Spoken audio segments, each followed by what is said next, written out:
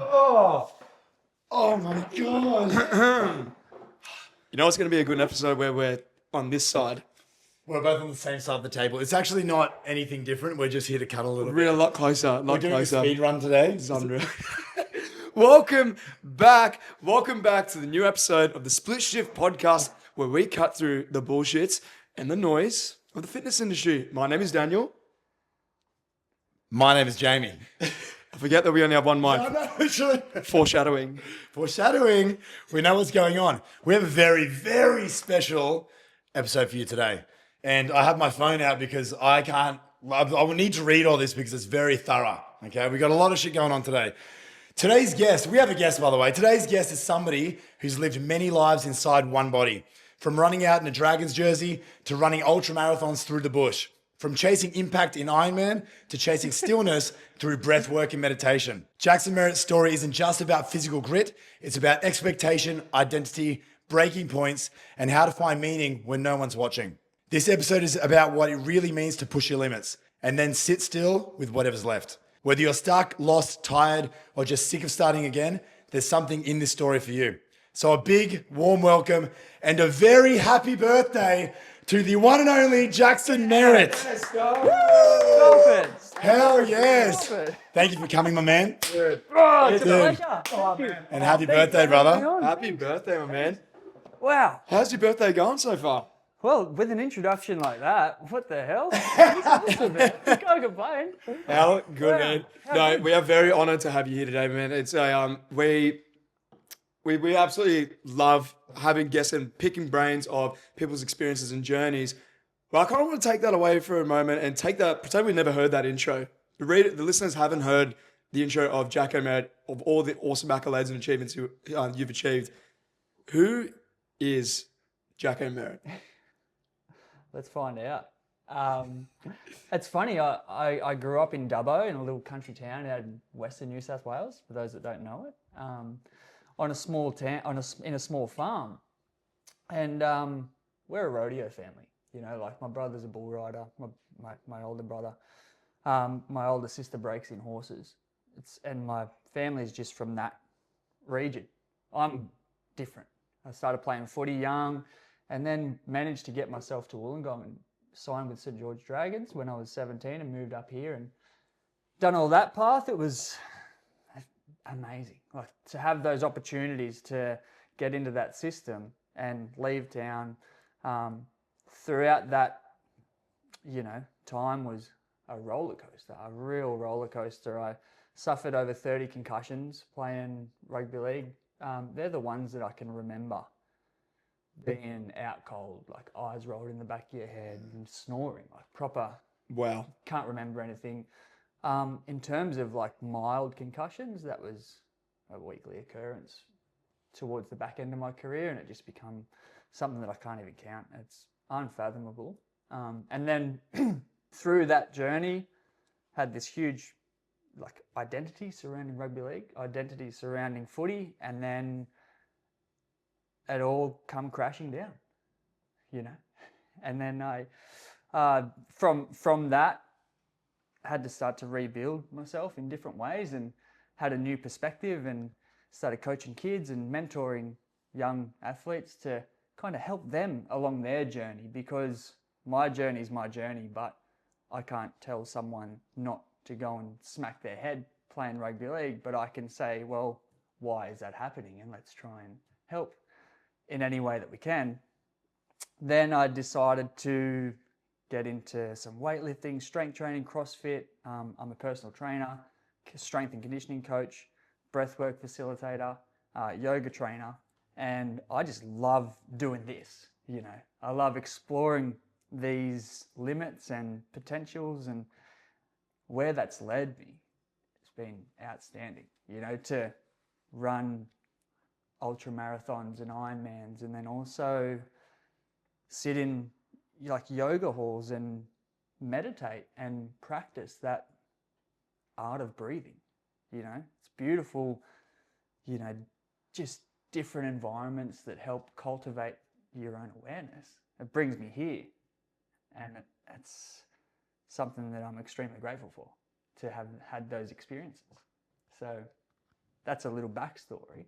Thanks for listening. Dude, yeah. What an incredible human. Like, you've done a lot of shit. You've done ridiculous amounts of things. You've exceeded the limits, exceeded your limits and tested your limits in all these different areas, like you just said, from the start to the finish. When did you first fall in love with pushing your limits, both physically and mentally? Yeah, it's funny. I think it comes back to being a kid, you know. When I was about 12, I used to go and run, and I'd run 3 or 4 Ks, and then you're only 12 or 13, but that feeling of just running, that feeling of sweating, and then I'd get home from school and I'd be like, I can't wait to go and do that again. My dad built this pull-up bar he was a real handyman. Built this pull-up bar, this rusty old pull-up bar, and I'd have this workout that a personal trainer gave to me at the time, which was 5 pull-ups, 10 push-ups, 15 squats. And you just do this circuit as many times as you can. And I'd be on this rusty old pull-up bar, and you feel that muscle pump and you feel that feeling of pushing your body. And I think that was something where it started. And as the years have progressed through footy pre-seasons and going into the ultras and Ironmans, it's sort of something that's just deepened my relationship with pushing myself. I've definitely deepened this relationship, and now I just thoroughly enjoy the process, if that makes sense.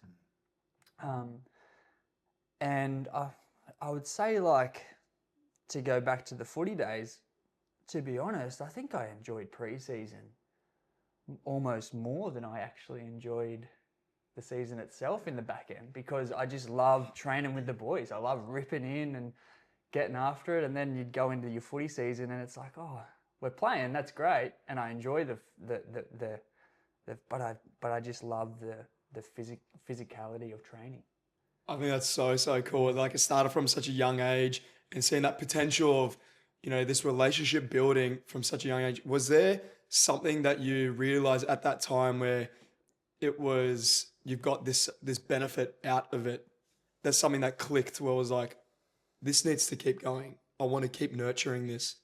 I don't know about that. Like, in terms of, like, I didn't know that I was developing this beautiful relationship with pushing myself at a young age. I was just going out and doing what I wanted to do. I just thought, I didn't have any other skill set. I had a personal trainer, and I think even at the time, there was no real understanding of how to make the NRL, you know, like, it was like, go run, go for it. And I'd just run and run and run when I was younger. Like, and then so I became extremely fit, but I didn't have a build. I was like, come up to Sydney as a young kid, 17, and I was probably 85 kilos. The boys that I'm playing against, 100, 120 kilos, massive dudes, you know? So, like, for me, it was just like, run when I was younger, run as hard and as fast as you can, and then that's it. So cool. Yeah. So cool. And you can see how much it carries over to a lot of what you did. Like, a little bit of a backstory. I remember I don't know if you remember this, but for our marathon prep last year, asked for advice. I'm like, any advice for this marathon? And he's just like, nah, just gotta love the process. And that stuck with me the whole time. And it really showed a glimpse of what sort of relationship you have with pushing yourself and loving it through loving the process of pain. I wanted to bring things back a little bit more back into the Dragons era, the footy era. That was a big part of your life when you mentioned 17.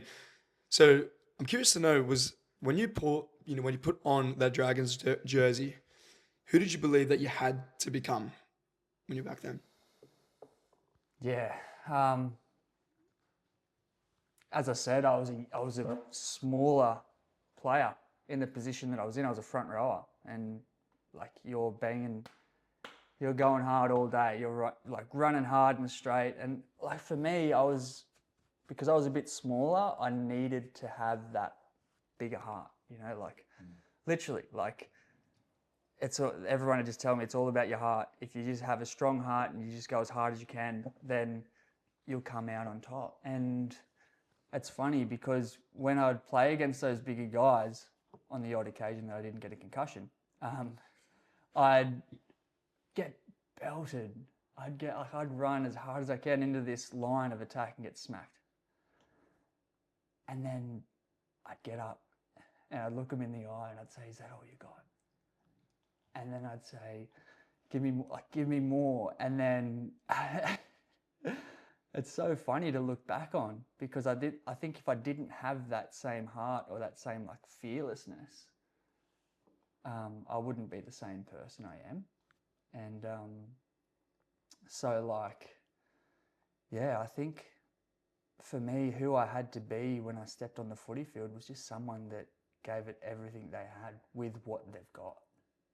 That gave me shivers, man. Like, I just imagine just me being about 80 kilos heavier than I am now, because I'm sure I'm lighter than Jacko anyway, and just running at him, knocking him out, and then he just been calling me a pussy, essentially. I'm like, that is terrifying.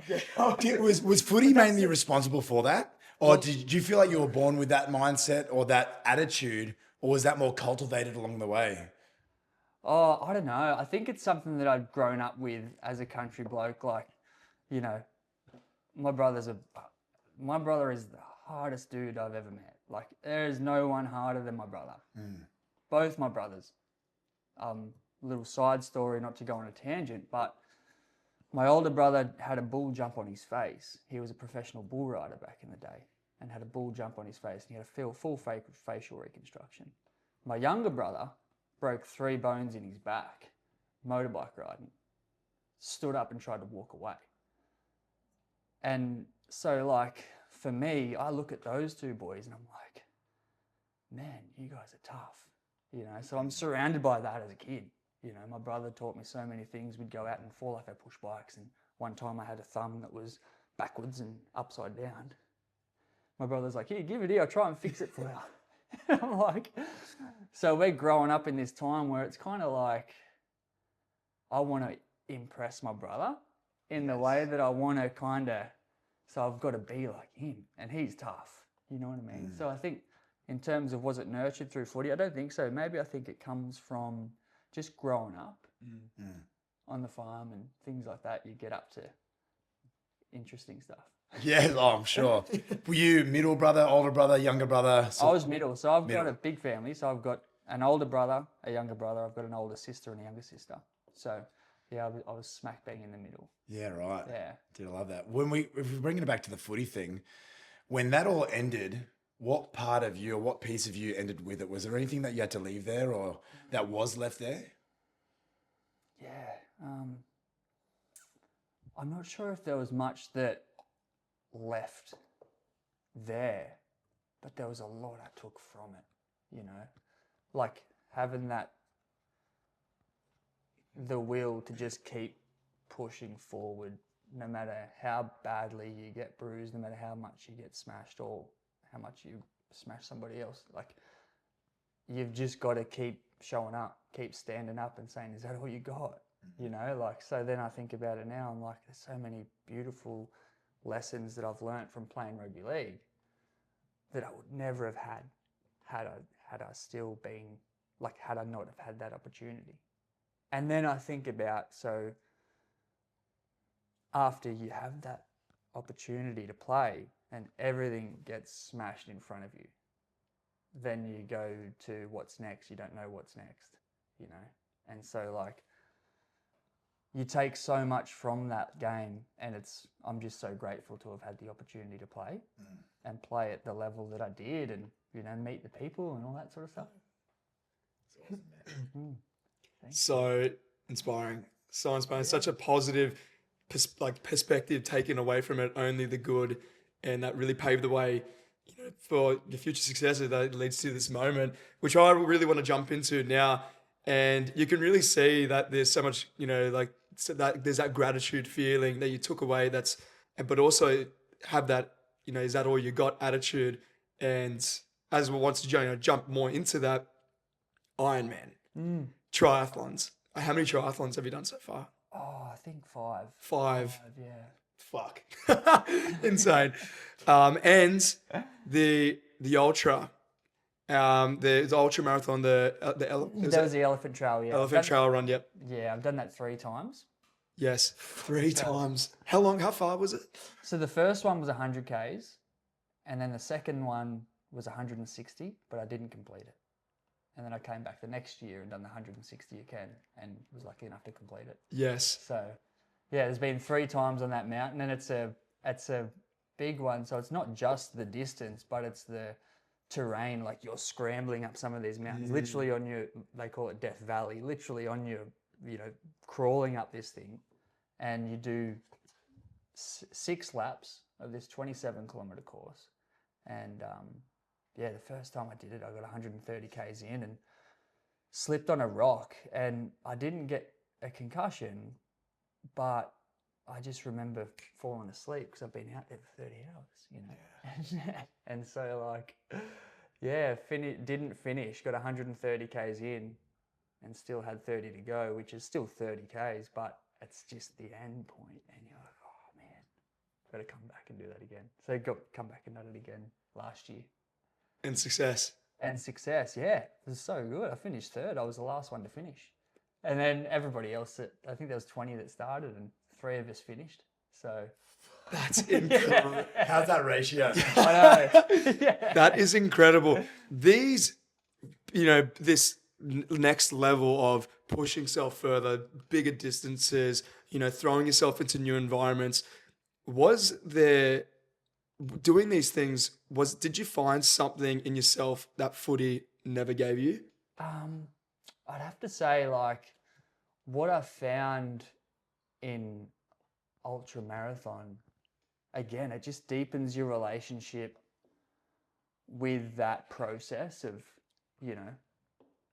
call it suffering, call it pain, call it challenge, whatever you want to call it. I found that when I didn't play footy, there was something missing, in a sense that there was a social aspect of it.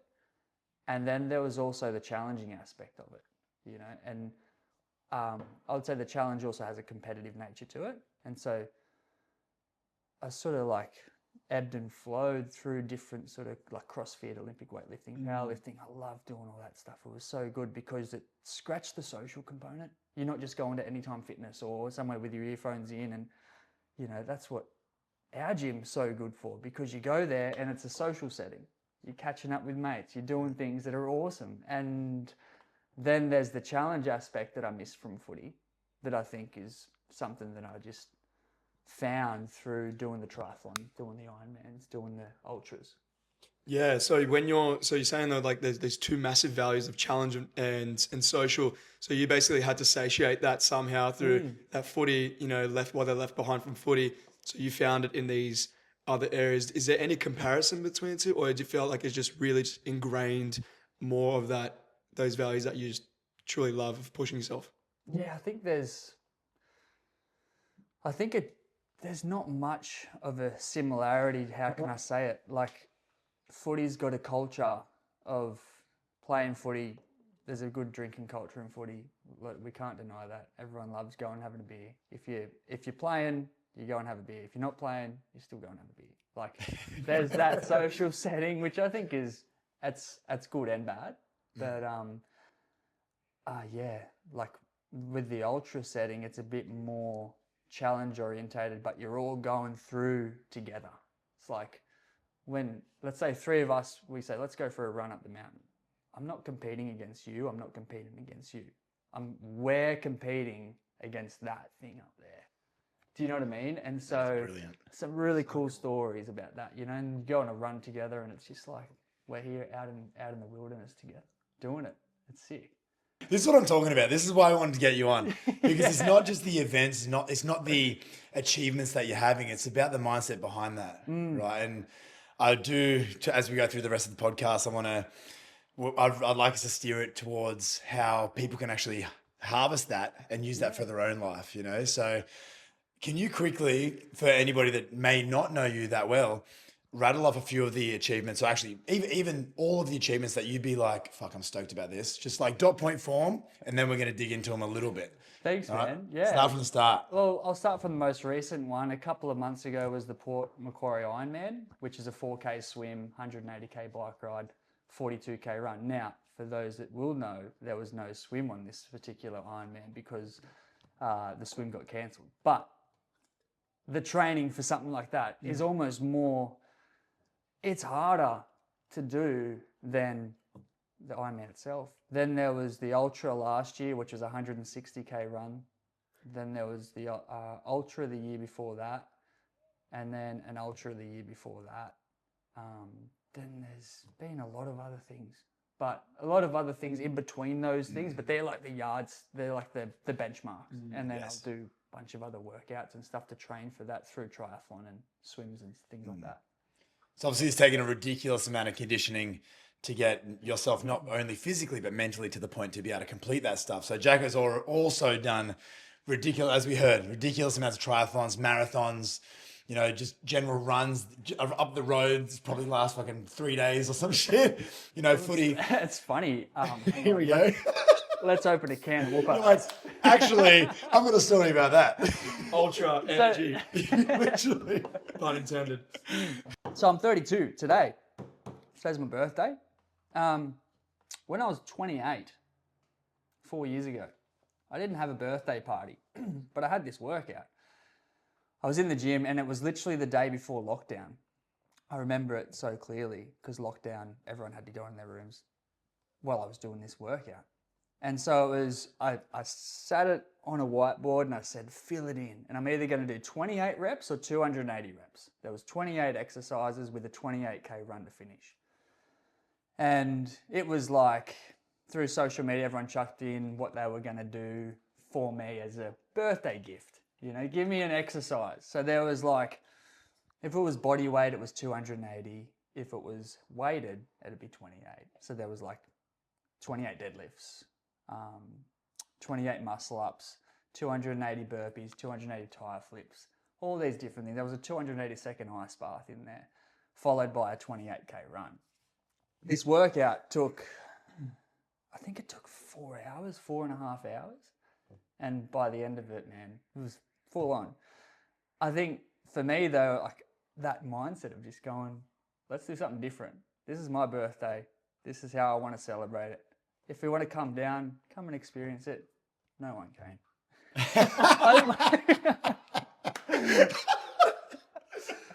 I wonder why. Literally. How dare they? That's freakish. But I'm like in love with that idea. You know what? Let's do it for my 31st. Let's go. Let's go. Hell yeah. 31 exercises, 31 or 310 reps. Yes. Yeah. If they say sex is one of them, I can do 31 seconds. So I'll practice. I'll do my training for that. I mean, you done a 30K run for your 30th, right? That's correct. Yes. Yeah. Yes. And that was really cool as well. Had a bit of a crew there. It was awesome. Backing up to the all those ridiculous amounts of not only, you know, physical feats, but mental feats, right? Out of all of the things, all of the ridiculous things that you've done, what are a few moments that took you to that breaking point? If you had to pick 1, 2, or even 3 moments where you're like, this is fucked. This is the hardest thing I've done. Yeah. Well, I invite you to imagine getting your pack on, you've got your gear, you've been training hard for this event that broke you last year, and you finally get to the starting line. The starting line, it's Friday night and 7:30 at night, and we kicked off this run. And you go on a run for 160 kilometers, right? And so it's Friday night. You've been running all through the night, Saturday into Sunday morning. It's 2 a.m. on Sunday morning. And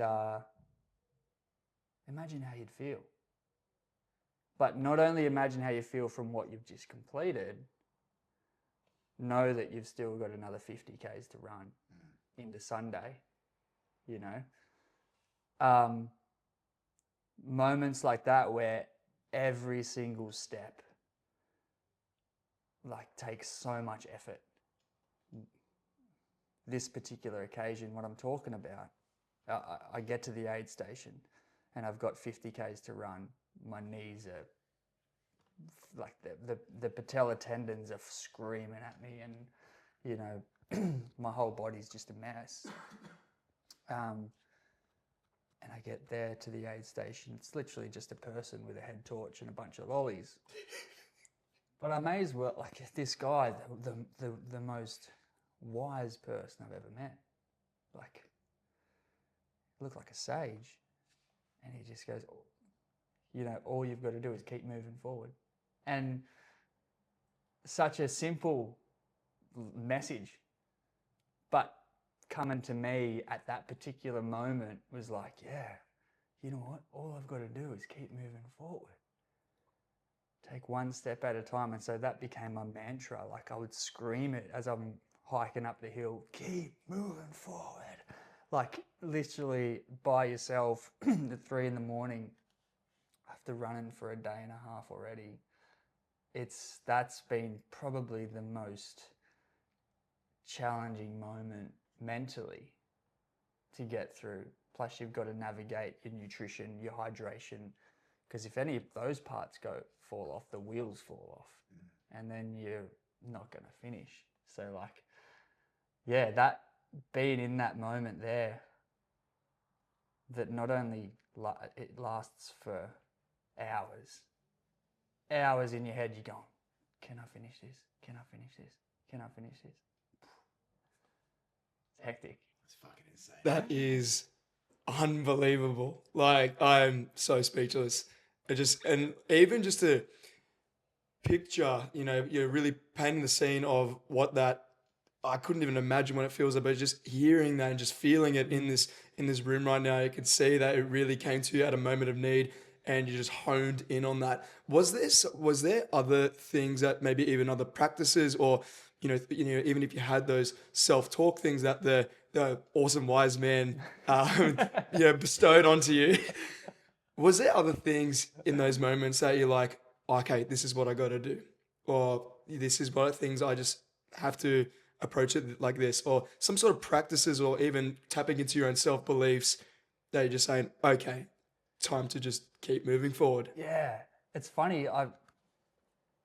When I was playing footy and when I was a bit younger, there was this huge like push. It was push. It was go. It was go. It was like go. You're using all this tension to drive through, which, like, is great, but just the effort of pushing and pushing and pushing, it creates tension in your system by even saying the word push.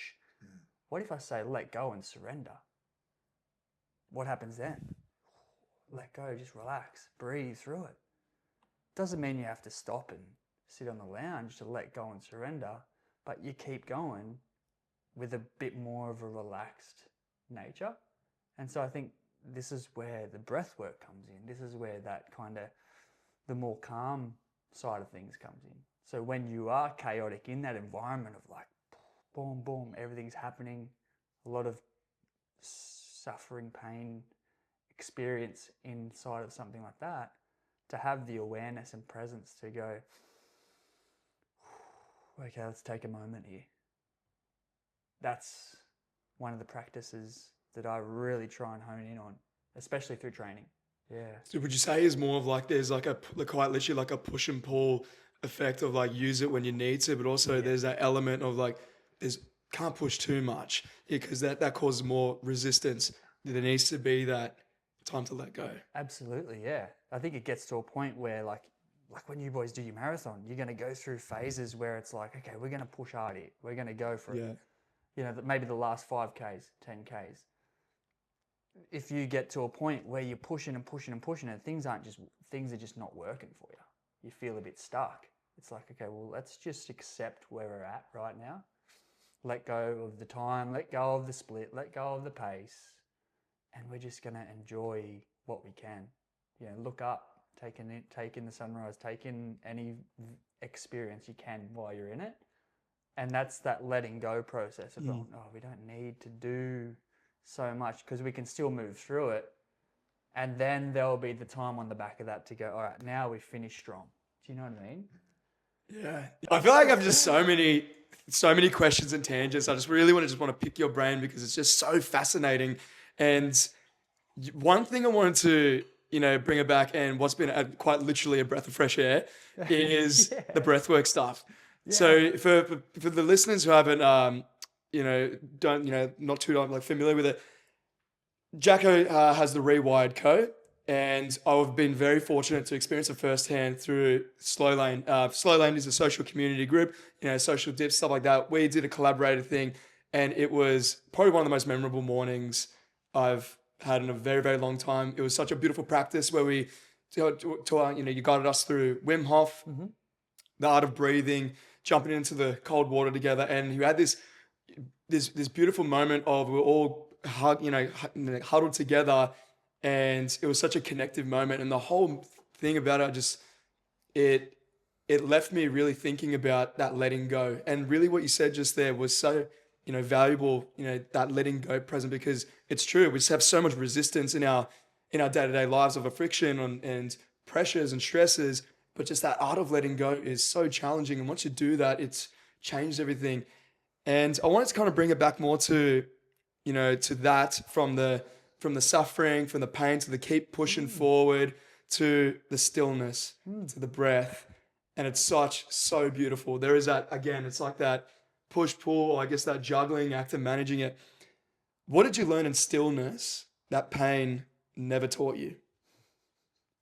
That you can go way further by being present and breathing through whatever it is that you're going through. Like, oftentimes, as I touched on earlier, like you can push and push and push as hard as you want, but yeah, being able to just surrender to it and not push it, but accept it as part of you, that's pretty powerful. When I identify with my pain, let's use an example. I start to get pain through my knee. I start to get pain in my legs from running, for example. Pain's funny because we have an actual physical sensation that's happening in my muscles, where I'm building lactic acid or I'm tearing down muscle fibers. So there's the physical aspect of it, but there's also the emotional aspect of it. Pain is also an emotion. It's like, oh, I'm feeling pain. I'm feeling in pain right now. And so if I say, I'm feeling happy, I'm feeling excited, I sort of own that. But if I say, I'm in pain, maybe I want to deny that part of myself, or maybe I don't really want to associate with that. But the moment I accept that for what it is, as it's just an experience like any other, good or bad, then that's the same moment that I can propel as far as I want to go. I can use that pain as fuel. Do you know what I mean? Like, we say that, but when you actually identify with it and embrace it, it's fuel, man. It's fuel. Does that bring it back to, that level of surrender? You feel almost like that next gear up, does that solidify, go back to what we spoke about in the first podcast? Is that all you got? Yeah. Does it bring it back to that when you're in screaming agony pain? Like, for example, that elephant, the elephant run, sorry, it was that. Yeah. And then you had that moment of acceptance and letting go. I think so. Did that happen? Yeah. Absolutely. Because it's like, you can totally feel it when you feel like you've got nothing else to give. And if you're going to push and you're going to tense and you're going to cringe, but then the moment you let go, the moment you'll drop into this nice flow state, and then that's the moment that feels like these chains are being lifted from you, and you can find more. It's pretty powerful stuff. Dude, your mindset. What I'm getting out of this as well, and what I want, say, people that are watching this to get out of your story and everything that you've done and everything that you do every single day, is how they can relate that back to their life. Because I think everything is relative to the person, right? So what's extremely painful for you might be seemingly death to somebody else, ridiculous. So it's all relative, and we progress, right?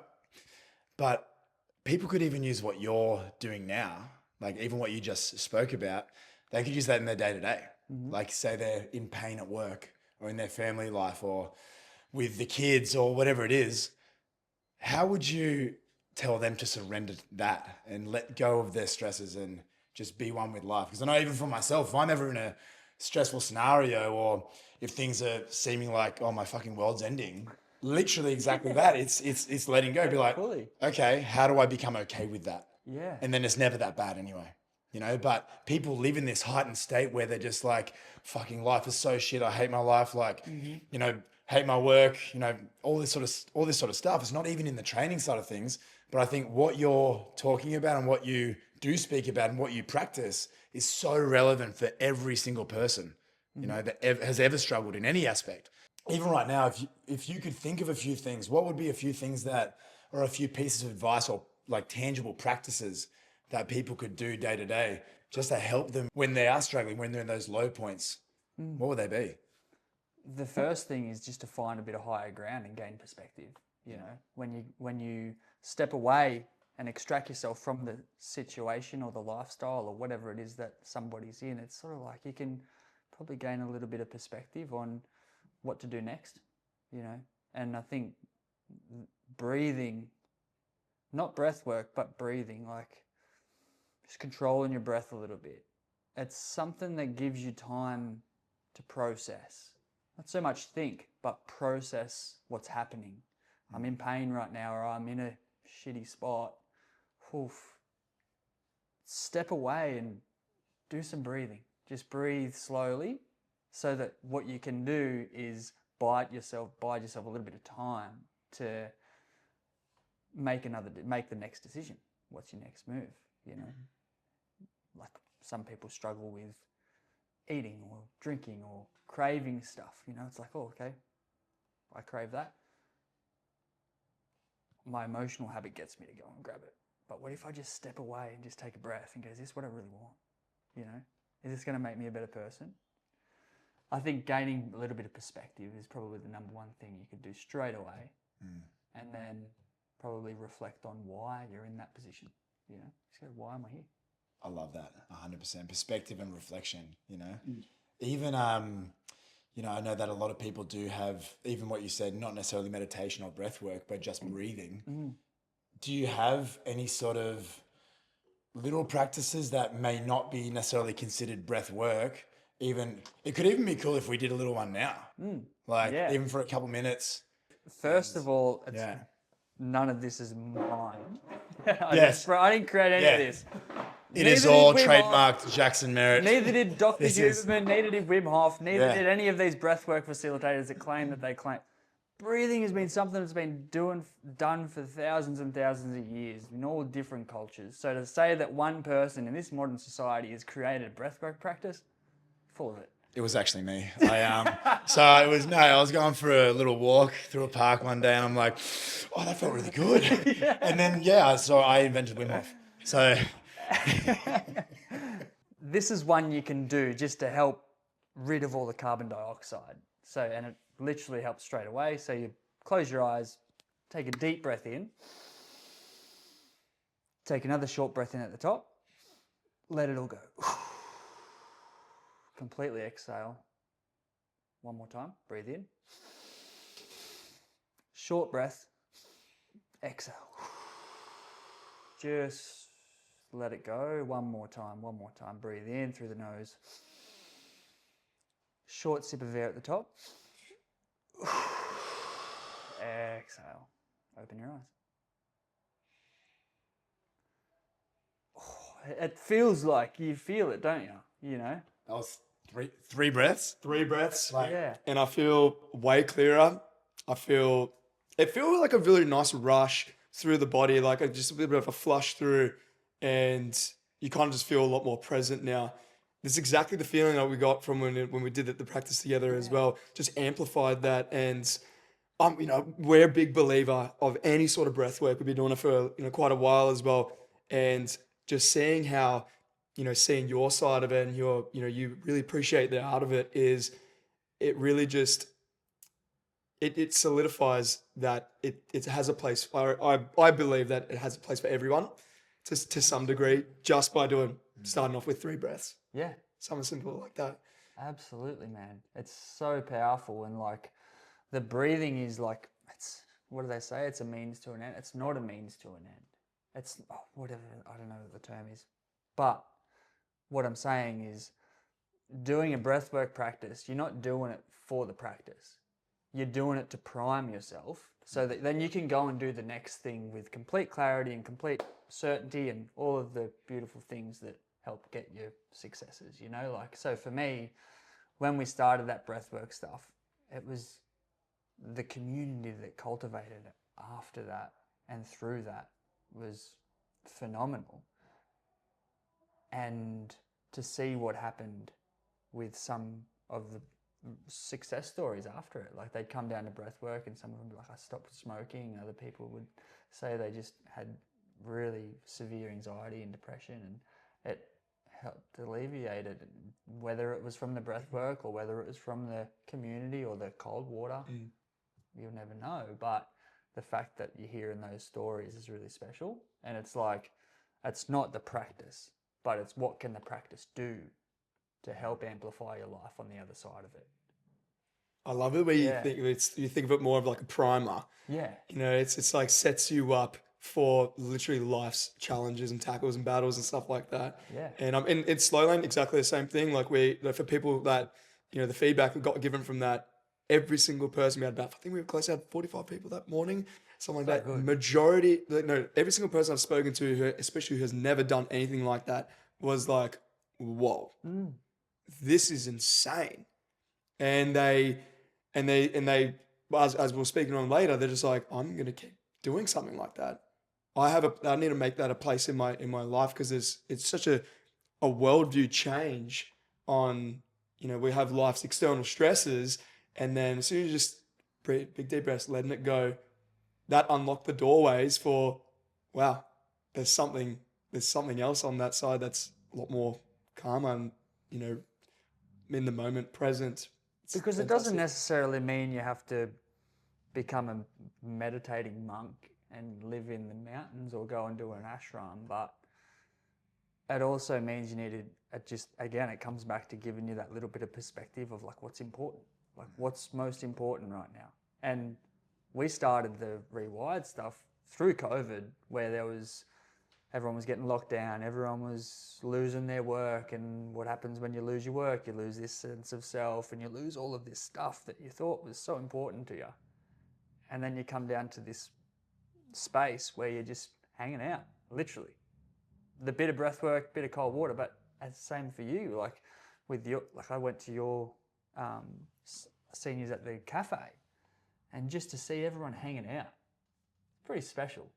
I think that's what we're all here to do, you know. And to have those spaces around is like, it's imperative. It's so important to have spaces where you can just, you know, connect on a deeper level. If somebody was sitting at home right now, they've never done anything hard in their life. Their life feels hard, but they've never done anything hard necessarily, you know.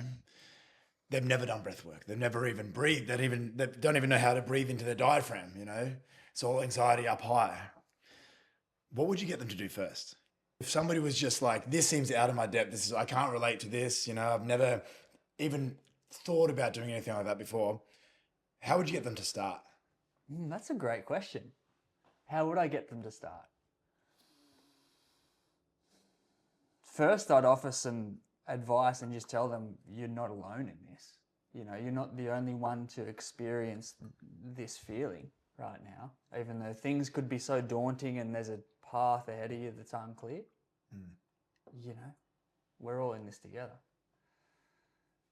And then it's just perhaps offering an opportunity for them to show up in a space where they feel safe and seen and heard. Then if they answer the call to that, then you got the ball rolling, and who knows what's next, you know, because I think if we have those spaces, again, we have this opportunity to connect with others that are doing interesting things, you know, like, and then where my normal, like I hang around people that are doing ultra marathons and triathletes that have done 5 or 6 Ironmans, and going for a 5-hour bike ride at 4:30 in the morning on Saturday is just a normal thing. And so like, if you're someone that's never actually done any of this stuff, it's just like, can you immerse yourself in that for a little bit? Not to say you have to come and do a 4.5-hour bike ride, but whatever it is for you, whatever that is, you know, it's so good. Dude, it's your birthday and you've done a whole bunch of shit in the last couple of years. What's next for Jacko Merritt? Oh man, I've been thinking about this more recently. There's an ultra marathon in November that I've got my heart set on. So it's down in Victoria in the national park, the Grampians. Beautiful, amazing place. So they have a 100-mile race there every year. So I'm eyeing that off. But again, at the moment, it's also been just rebalance my life after the Ironman. It's been that was a full-on journey, and now it's just sort of finding a chance to balance everything out before I set off on another journey. So I think November will be good. Excuse me. We look forward to that. That's for damn sure. And the process that's going to get you there. But oh my God, Dude. we are blown away. And Jacko, Merritt, thank you so much for coming on for today's episode. It is truly a special one, and it's definitely opened up our eyes a lot more. And I think it's going to, I honestly, will inspire so many people to take that next step, find their space, community, maybe take a big deep breath, and let go and open up doors and opportunities. And we are extremely grateful for your knowledge and what you practice, because it is truly, truly inspiring. It's awesome, man. It's awesome. We are heavily inspired by you. Beautiful reflections of each other. We all are, like I'm inspired by you boys doing what you're doing. It's just so like to see yous in the gym, pushing people along on their journeys. It's just, my heart's in a really good place at the moment, and it's because I'm surrounded by people like you. So thanks for sharing this journey of life together. Yeah, thank you so much. Thank you so much. Oh man, it's awesome. Thank you for listening. I'm speechless. Oh my God. Thank you for tuning in to this newest episode of the Split Shift Pod with our man Jacko Merritt here. If you enjoyed this episode and you're listening or you're watching on YouTube, give us a like and subscribe and leave a comment on what your thoughts on it as well. If you're on Spotify listening to this, leave us a 5 stars and a rating, or even comment down. We'd love to hear your feedback, and also maybe some questions might ask from Jacko, and might even follow it up in the future, because I have a feeling this is not going to be the last chat we're going to have on this podcast with you, man. I feel like I just want to pick your brain all day. And I think it's going to be super valuable for many people that will be taking something away from it by far. So, Jacko, is there anything you'd like to mention, man? I think I've said most of it. I'd love to get your outlooks on this too. And it's just, because we're all just this beautiful, nurturing ground of minds and brains who have amazing experiences. So can't wait for the next one, and see where it goes. Hell yeah. That's the next step. If you'd like to follow Jacko on Instagram, we'll put it in the description, as well as the Rewired Co. Jacko does breathwork at, I believe, at 6 a.m. Fridays at Woonona Pools. One of the coldest pools in the South Coast, baby. We know that firsthand. So we highly, highly recommend. I could not recommend it more. And this is the episode featuring Jacko Merritt, and we'll see you next week. Thank you so much, brother. Thanks, brother. Thanks. Let's go. Yes. Cheers. Oh. Let's go. Legend.